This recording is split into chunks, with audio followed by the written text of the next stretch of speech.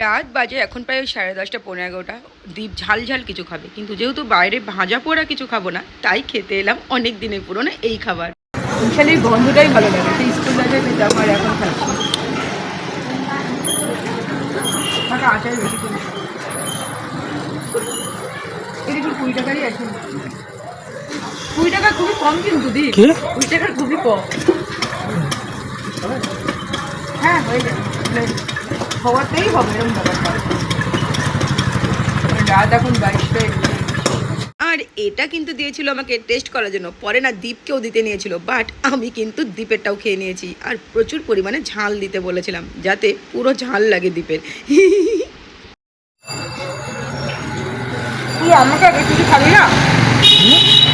নে খা। মিশালি কিন্তু অ্যাকচুয়ালি ও খাওয়ার জন্যই নিয়েছে, আমি না।